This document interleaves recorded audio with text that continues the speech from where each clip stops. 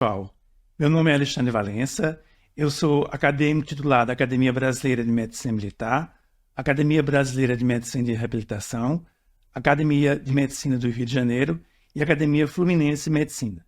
Também sou professor da Universidade Federal Fluminense e Universidade Federal do Rio de Janeiro. Hoje vamos falar de um tema muito importante, que é a simulação de doença mental. Esse tema ele é útil tanto para o meio clínico quanto para o meio forense. Espero que vocês possam aproveitar e tenhamos uma boa aula. Um dos primeiros relatos de simulação na literatura vem de 1050 a.C., com Davi. Saul, rei de Israel, e Davi voltaram de uma grande guerra e o Davi foi muito aclamado pela multidão. Isso gerou muita raiva de Saul, que passou a querer matá-lo.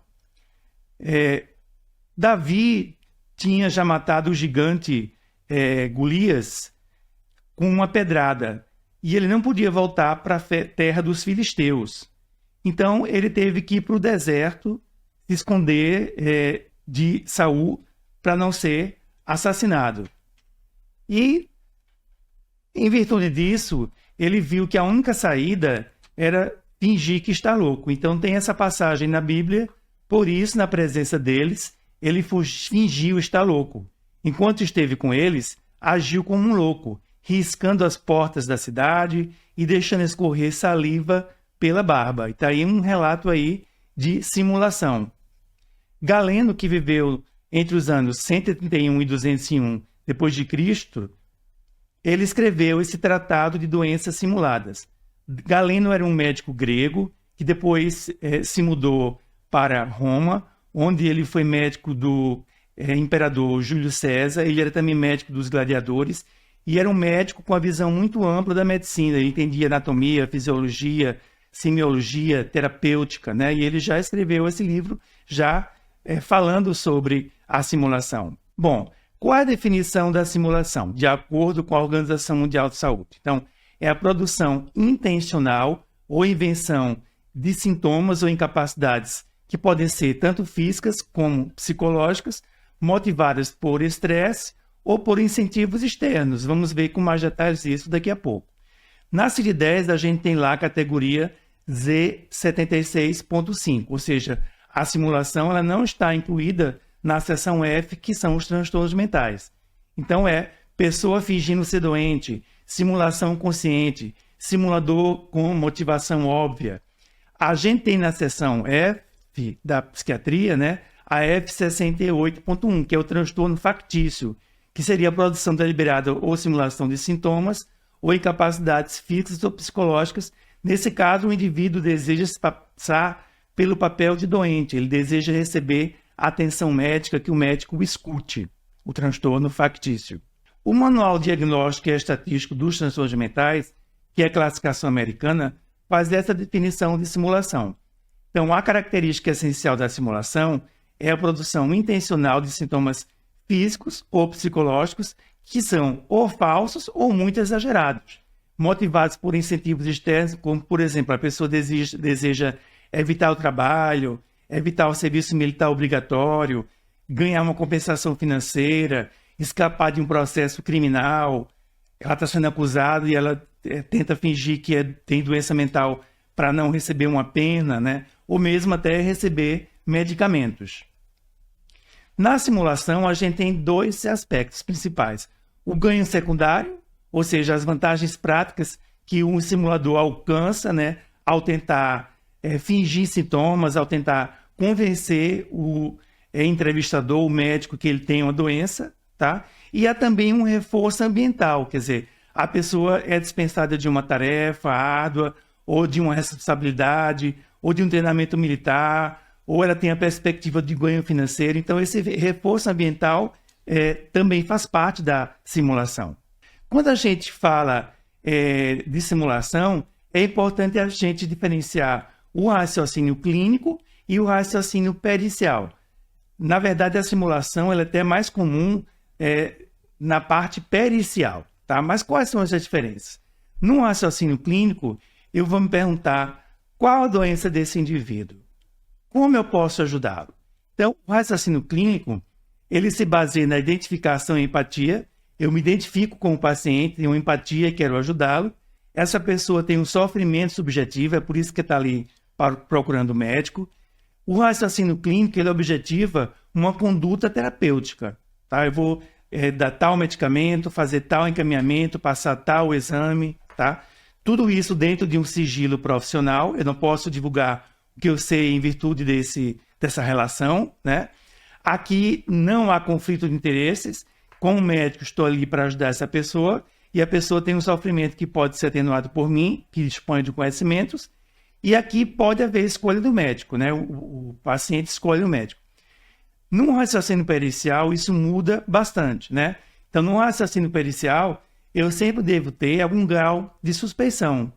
Essa pessoa tem mesmo alguma doença, né? No caso dela ter perpetrado um delito, a doença motivou o delito, de que forma isso aconteceu?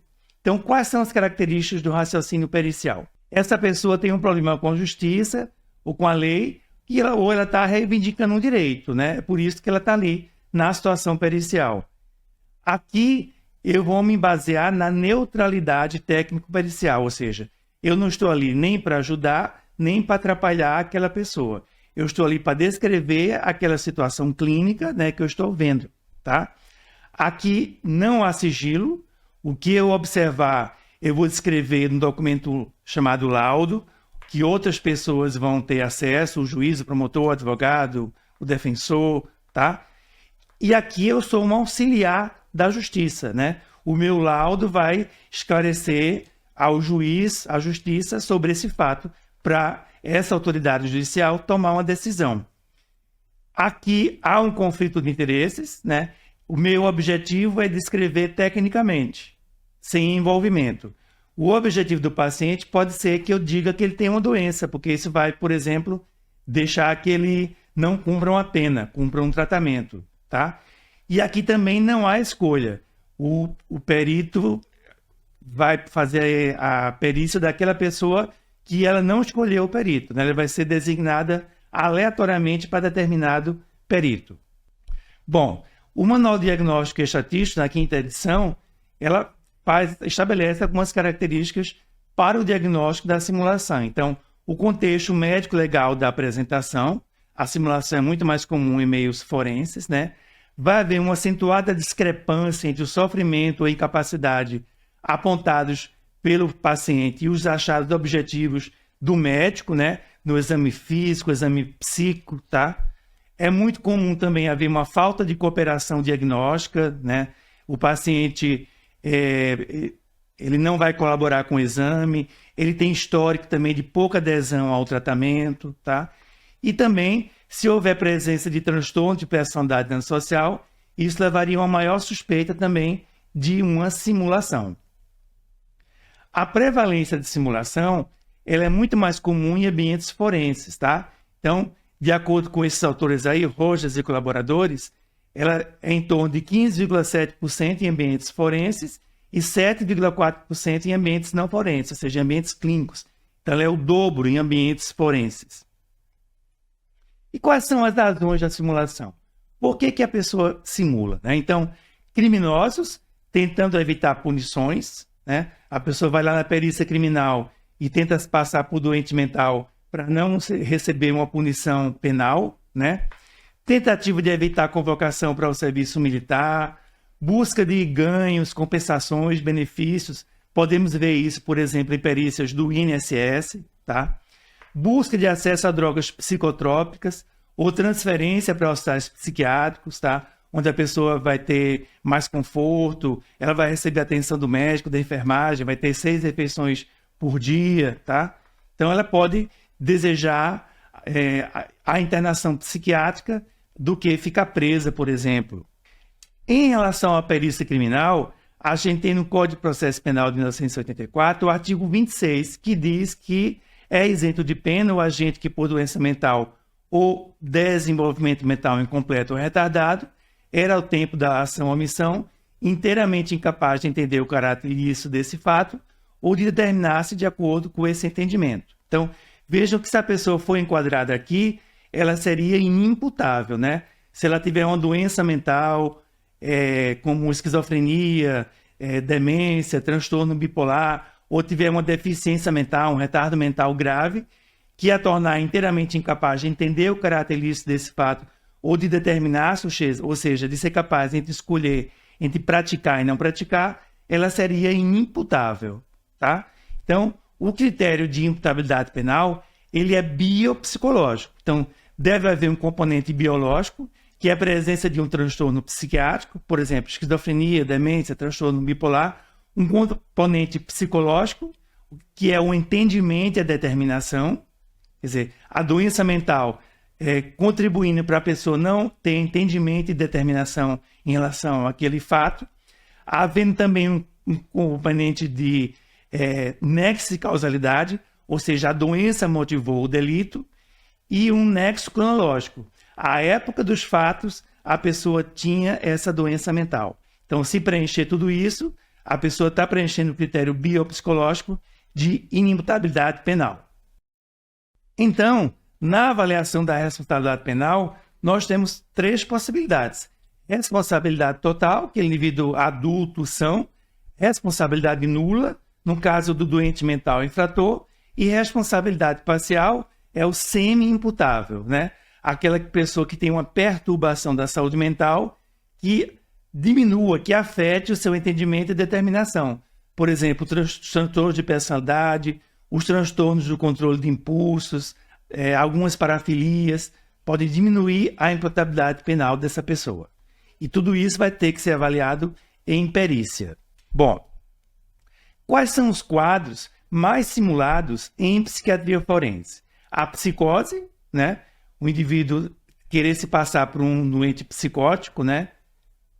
Transtorno de estresse pós-traumático, a pessoa de inventar que teve uma situação, por exemplo, que ela foi assaltada e a partir daquilo ali ela desenvolveu um quadro de muita ansiedade, déficits cognitivos, amnésia, a pessoa dizer que esqueceu o que aconteceu, que não lembra, tá? Bom, mas temos também doenças que mais levam ao afastamento do trabalhador. Aqui no caso são transtornos mentais reais, né? Mas que sempre é bom a gente ficar fazendo um diagnóstico diferencial com simulação, já que a gente sabe que a simulação ela é mais comum em situações de perícias, né?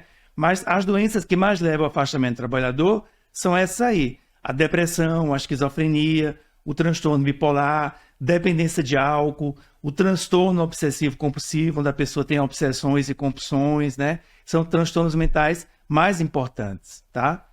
E quais são as ocupações que mais apresentam conflitos trabalhistas e que muitas vezes essas pessoas vão passar por situações de perícia, né? Então, bancários, operadores de telemarketing, policiais, seguranças, agentes penitenciários, professores.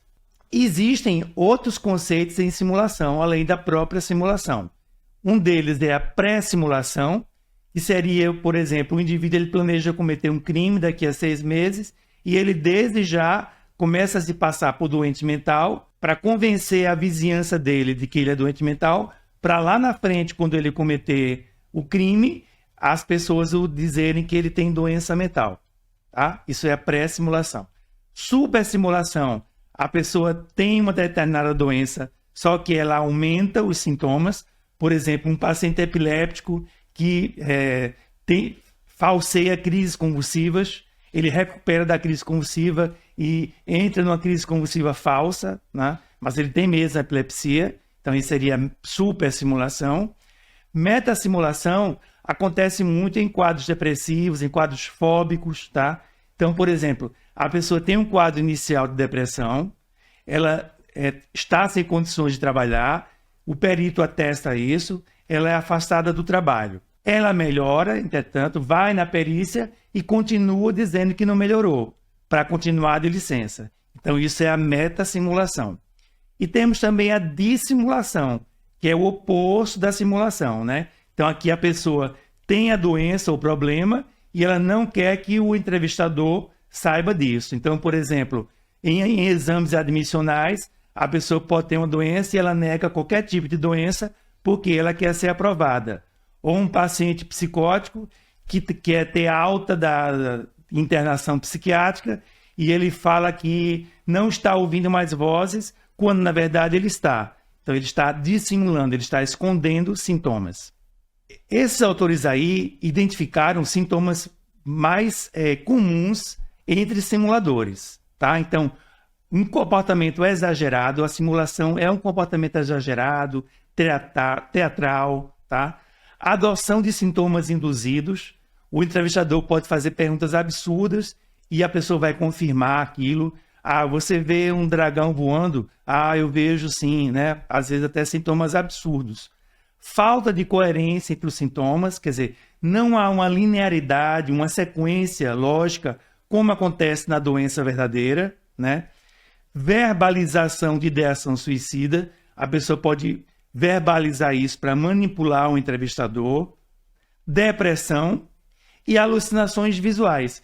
Alucinações visuais são incomuns em quadros psicóticos primários. Elas acontecem muito mais em quadros de delírio, tá? Mas o simulador, ele acredita que o doente mental, ele vê coisas, ele tem alucinações visuais. Então, ele pode referir visão de coisas, objetos, monstros. Aí, uma pessoa tendo uma alucinação verdadeira, né? Uma alucinação primária. São vozes que a pessoa escuta fora da cabeça. Bom, como se apresenta a simulação? Então, como eu falei agora há pouco, a simulação é um comportamento exagerado, teatral. É muito comum a pessoa adotar sintomas induzidos. Não há uma coerência lógica entre os sintomas. Vou falar daqui a pouco das alucinações e dos delírios, tá? A pessoa também vai simular deficiências de memória. Ela falar que ela não lembra, às vezes até coisa básica, né? Como é seu nome? Não lembro. Qual é a sua idade? Não lembro, tá? Perturbações da afetividade é mais comum simular, por exemplo, um embotamento afetivo, que é um grande empobrecimento da resposta emocional que a gente vê na esquizofrenia. Aí é uma coisa mais difícil de simular. É muito comum o simulador ele dar respostas do tipo não sei, não lembro, tá? Porque às vezes ele não sabe o que responder e para sair daquela pergunta ele fala esse tipo de resposta, não lembro, não sei, tá? Esse indivíduo também vai mostrar uma impaciência em linguagem não verbal, quer dizer, ele se movimenta muito na cadeira, ele olha várias vezes o relógio, ele está inquieto, tá? Porque ele quer que aquela situação do exame termine logo. Ele sabe que quanto mais tempo ele demorar, mais facilmente ele vai ser identificado, né? Podemos fazer também uma avaliação neuropsicológica simples, né? Por exemplo, teste da cópia do desenho. Escrevemos numa folha branca um quadrado, um triângulo e um retângulo e pedimos para o paciente repetir. O mesmo doente psicótico ele não vai ter nenhuma dificuldade de repetir isso. O simulador, por acreditar que o doente mental não sabe fazer isso, ele vai fazer riscos, vai fazer uma coisa bem absurda e não repetir aqueles desenhos simples. A imagem perceptiva real é o elemento básico da senso-percepção. Quando eu falo imagem, eu não estou falando só no sentido da imagem visual, tá? Todos os nossos sentidos têm essa imagem cerebral, tá? Que tem essas características. Ela é nítida, ou seja, ela é clara e bem delimitada. Ela tem características de corporeidade, ou seja, ela tem um caráter de objetividade, ela é viva, ela é corpórea. Ela é estável, ela não muda de um momento para o outro. Ela é projetada para fora do nosso psiquismo, né, extrojeção, e ela não é influenciada pela nossa vontade, tá? As alucinações verdadeiras do paciente psicótico, elas têm essas mesmas características: nitidez, corporeidade, estabilidade, projeção para o exterior, tá? Já as alucinações, entre aspas, né, porque não são verdadeiras, do simulador, têm essas características aí.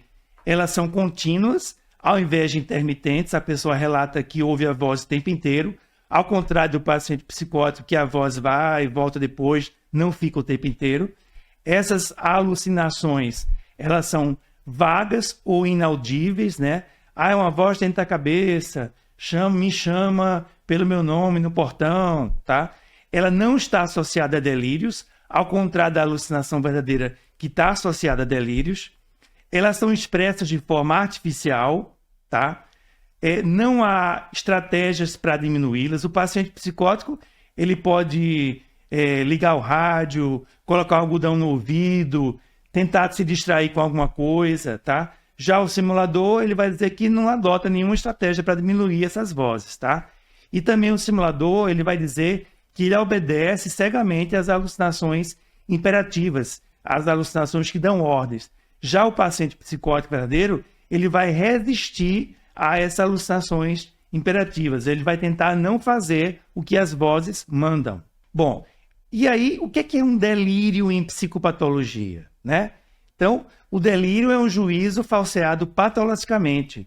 É uma crença falsa sem nenhum dado de realidade, né? É uma alteração grave do conteúdo de realidade. Então, a pessoa achar que querem matá-la, que ela é Jesus Cristo ou Napoleão, que fizeram macumba contra ela, tá? E o delírio tem essas características. Convicção extraordinária e certeza subjetiva, ou seja, a pessoa não tem nenhuma dúvida de que aquilo é real. Ininfluencibilidade e incorrigibilidade, ou seja, não é possível influenciar ou corrigir a pessoa que está delirando, né? O delírio é uma experiência ininfluenciável e incorrigível. Impossibilidade de conteúdo, é impossível aquele conteúdo ser verdadeiro, tá? Então, o delírio primário tem essas características. Incompreensibilidade, não é possível compreender, porque deriva, na verdade, da doença mental. Inderivabilidade, ele não deriva primário de nada, ele é primário. E impenetrabilidade psicológica, não é possível penetrar no fenômeno e modificá-lo, tá? Mas aí o delírio, né? O delírio que não é delírio real, né? Do simulador. O simulador vai referir início ou término abruptos desse delírio, tá? Há uma inclinação a chamar atenção para as ideias delirantes, ao contrário do paciente psicótico, que só vai falar sobre o delírio depois que ele tiver uma certa confiança com o entrevistador. Já o simulador, ele desde o início tenta chamar atenção para as ideias delirantes, ele já vai falando, né, que um cachorro persegue, por exemplo, tá? As condutas são inconsistentes com o delírio do simulador e, frequentemente, é um conteúdo bizarro, né? É um dragão que o persegue, um cachorro de 5 patas que está atrás dele. Então, um conteúdo totalmente incomum. Mas como é que a gente faz o diagnóstico da simulação? Então, é importante colher uma história bem detalhada, né? Uma anamnese com a história da doença atual, os antecedentes pessoais, fisiológicos, patológicos, tá? Descrever o início e a estruturação do quadro, né? Na doença mental verdadeira, essa doença vai ter um início, ela vai se estruturar, a pessoa vai ter sintomas iniciais, depois vai piorando. Já o simulador, como ele não tem a doença, falta essa linearidade, falta esse desenvolvimento de uma doença mental verdadeira. Devemos fazer entrevista com os familiares, porém separados, porque essas pessoas podem estar acumuladas, né? E, através disso, vamos identificar contradições entre o que a família diz e o que o paciente diz. Se for necessário, repetir a entrevista, né? Se você ficou em dúvida, marque de novo a entrevista, discuta com um colega. Até podemos deixar o indivíduo em observação se estivermos num serviço que disponha disso, né? A pessoa pode ficar em observação e aí dizemos para outros colegas médicos, enfermagem, observar o paciente e nesse período poderemos encontrar muitas contradições. E como é que é o diagnóstico diferencial da simulação? Então, todos esses aí são diagnósticos diferenciais da simulação. Transtorno factício. O transtorno factício, a pessoa deseja se passar pelo papel de doente, então ela vai no serviço de atendimento médico se queixar de alguma doença, tá? E ela quer ser ouvida pelo médico, ela quer atenção médica, tá? Ela pode criar sintomas, está com dor abdominal, dor na garganta, com o objetivo de ser escutada. Muitas dessas pessoas, elas têm transtorno de personalidade. Transtorno de somatização, a pessoa tem várias queixas somáticas, tá? Então, dor na cabeça, dormência na mão, aperto no coração, mas ela sente mesmo isso. Ela não está querendo nenhum benefício, nenhuma vantagem, como acontece com o simulador, tá? Transtorno conversivo, Em geral, são pessoas imaturas, né? Muitas delas com transtorno histriônico e hipersaudade, que após um estressor, elas podem converter o seu sofrimento em sintomas neurológicos. Então, paralisia histérica, cegueira histérica. A mulher descobriu que o marido estava atraindo com o vizinho e aí ela fica paralítica, né? Como se ela não quisesse andar e conferir isso se é verdade. Transtorno dissociativo, após também um estressor psicológico, a pessoa pode, por exemplo, esquecer quem ela é, não saber que dia ela está, né? Uma perda do senso de identidade, amnésia lacunar. Isso pode durar horas e alguns dias. E aqui também a pessoa não visa nenhum benefício, nenhuma vantagem, tá? O Barão de Munchausen, por isso que a gente tem na literatura acima de Munchausen, era um homem que tinha inúmeras queixas médicas, recebeu até procedimentos cirúrgicos, porque ele se queixava de dor abdominal, achavam que era apendicite, ele contava histórias mirabolantes, tá? Daí tem a síndrome de Munchausen, por causa do Barão de Munchausen. E também temos a síndrome de Munchausen por procuração, né? Então, na síndrome de Munchausen por procuração, uma pessoa vai induzir sintomas falsos em outras e procurar uma ajuda médica, um exame médico, tá? Então, que situações acontecem isso? Crianças que são internadas constantemente apresentando sintomas inexplicáveis, incomuns, né? E somem na ausência do responsável. Esses sintomas somem quando a pessoa não está com o responsável, tá?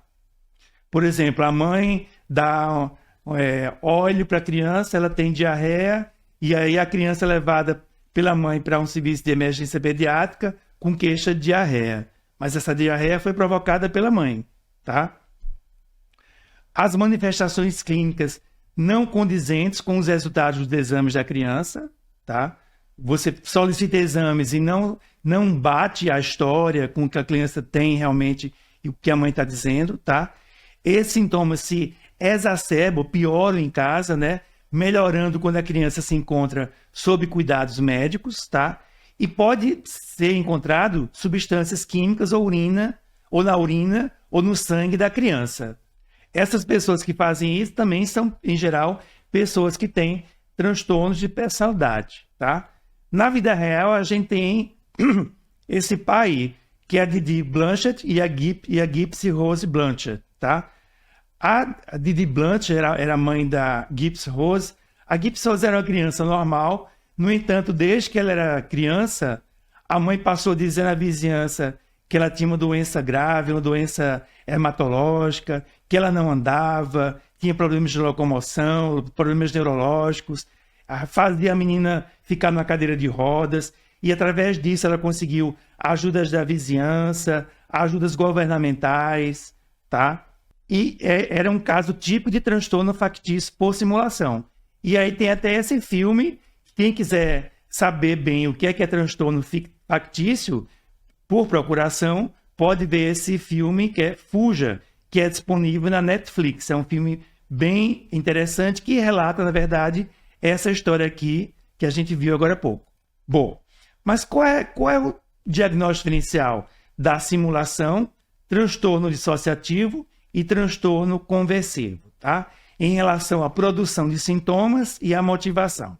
Na simulação, tanto a produção de sintomas quanto a motivação estão conscientes, tá? A pessoa sabe que aquilo é invenção, que ela está criando aquilo motivada para ganhar alguma vantagem, tá? O transtorno factício, a produção de sintomas é consciente, mas a motivação é inconsciente. É como se essas pessoas quisessem a atenção dos pais, né, que são os médicos, né? Inconscientemente ela transforma os profissionais em pai e mãe dela, né? E o transtorno dissociativo ou transtorno conversivo, em que tanto a produção de sintomas quanto a motivação são inconscientes. A síndrome de Ganser, essa síndrome é homenagem a Sigbert Ganser, um psiquiatra que descreveu essa doença em 1898, tá? A síndrome de Ganser é um transtorno dissociativo que pode acontecer em indivíduos presos. E esses indivíduos, eles dão para-respostas, respostas ao lado. Eles não respondem exatamente ao que o entrevistador diz, tá? Quantos anos você tem? Eu estou aqui há muito tempo. O que você gosta de fazer? A comida daqui é boa. Então, eles dão respostas ao lado, tá? Paralelas. Esse é um artigo que fala da abordagem da simulação, fazendo diagnóstico diferencial com o transtorno de estresse pós-traumático, né? Que a gente viu que é um transtorno mental que pode ser simulado. As possíveis motivações para o indivíduo simular transtorno de estresse pós-traumático. Então, compensação financeira, tá? Receber auxílios sociais, auxílios governamentais, motivações forenses, né? Por exemplo, para diminuir a sua imputabilidade penal, não ser considerado responsável penalmente, tá? Vantagens pessoais, tá? Receber solução para suas crises, seus problemas, receber medicação, apoio psicológico, tá? E outros, né? Evitar responsabilidades, evitar trabalhos. Como é que a gente vai, na entrevista, diagnosticar uma simulação nesses casos, né? Em que a pessoa está simulando transtorno de estresse pós-traumático. Então, utilizar questões abertas, né? Como você se sente? O que está acontecendo com você? Ao invés de perguntar, você se sente mal? Você está deprimido, né? Então, fazer respostas mais abertas, tá? Fazer uma entrevista empática, tá? Ser objetivo, evitar no momento da entrevista desconfiança do paciente, tá? Obter uma história detalhada dos sintomas, né? A gente viu que na simulação esses sintomas eles não são compatíveis com os achados que achamos no exame físico e psíquico. Elicitar se o paciente participa de atividades recreativas, né? Elicitar sobre o curso, né? Perguntar sobre o curso da doença do paciente, avaliar o funcionamento pré-mórbio do paciente, tá? Verificar a conduta do paciente no exame, verificar se ele tem, por exemplo, hipervigilância, dificuldade de concentração, irritabilidade, evitação, que seriam sintomas do estresse pós-traumático, tá? E fazer uma entrevista separada dele com sua família. Então, novamente, como é que eu vou fazer essa entrevista em caso de suspeita com simulação? Então, fazer perguntas abertas, entrevistas prolongadas, né? Nada de fazer entrevista muito rápida. Quanto mais demora a entrevista, mais facilmente nós podemos detectar casos de simulação. Questionar sobre contato com serviços psiquiátricos, tá? O paciente simulador, ele vai ter uma história frouxa, né, de tratamento, né? Ele mostra um cartão em que ele foi 1 ou 2 consultas, ele não sabe dizer de direito o medicamento que ele toma, quais são os efeitos colaterais, tá? Evitar desconfiança e irritação. Quanto mais você faz isso, mais o paciente fica numa atitude defensiva, né? Ele vai se fechar mais. Não subestimar a capacidade do simulador, né? O simulador, muitas vezes, ele é uma pessoa muito esperta, ele vai tentar enganar você, não subestime a capacidade dele, tá? E evitar confrontação. Nesse momento da entrevista, né, a gente deve evitar confrontação. Ah, você falou isso, mas agora está falando aquilo. Então, evitar a confrontação, e isso também vai fazer com que a pessoa fique numa postura defensiva. Bom, e quais são os exames da simulação? Eu posso aplicar o mini exame do estado mental, que eu vou mostrar para vocês daqui a pouco, que é um exame que tem perguntas sobre orientação, data, o estado, a cidade em que a pessoa mora, inventário multifásico de personalidade de Minnesota, que é um questionário que tem perguntas a respeito de gostos, atitudes, preferências. O indivíduo simulado vai mostrar muitas contradições nas mesmas perguntas que são feitas de formas semelhantes, tá? A avaliação neuropsicológica, nós mesmos podemos fazer testes simples, né? Teste do relógio, fazer figuras geométricas e pedir para a pessoa repetir. Operações aritméticas simples, né? Por exemplo, quando é 2 mais 3. O simulador, ele acha que o doente mental não sabe somar 2 mais 3. Ele vai dizer 2 mais 3 é 7. Ele vai dar uma resposta disparada. Na verdade, o doente mental, ele sabe sim fazer uma soma de 2 mais 3. O paciente esquizofrênico, ele sabe sim fazer essas operações. Eu também, como eu falei, pode-se fazer figuras, né, desenhos de figuras geométricas. Então, esse é o mini exame do estado mental, que vocês podem encontrar facilmente na internet, tá? E ele faz perguntas simples, né, como essas que vocês estão vendo aí. Qual é o dia da semana? Qual é o dia do mês? Quando que nós estamos? Que local é esse? Mencione 3 palavras e depois você pergunta ao paciente se ele lembra, né? Fazer cálculo simples, tá? O simulador, ele vai errar de propósito. Então, ele vai ter uma pontuação muito baixa nesse mini exame do estado mental, que é um teste de avaliação grosseira para avaliar a demência, tá? Abaixo de 25 pontos, a suspeita de demência, e a gente vai ter que continuar a investigação para realmente se chegar a um diagnóstico de demência, tá? Esse é o teste de Rey Memory Test. Então, você apresenta um cartaz com essas letras aí, né? ABC, 1, 2, 3 algarismos arábicos, 1, 2, 3 algarismos romanos, um círculo, um quadrado e uma estrela. Você apresenta isso por 15 a 20 segundos, tira da vista do paciente e você solicita que ele repita, que ele escreva no papel, já sem estar vendo. Quem não tem problema de memória vai lembrar pelo menos 3 dessas sequências aí, tá? O simulador, ele vai achar que o doente mental não lembra nada, ele vai escrever tudo errado de propósito. Então, como conclusão, a importância da boa avaliação clínica e psicopatológica, né?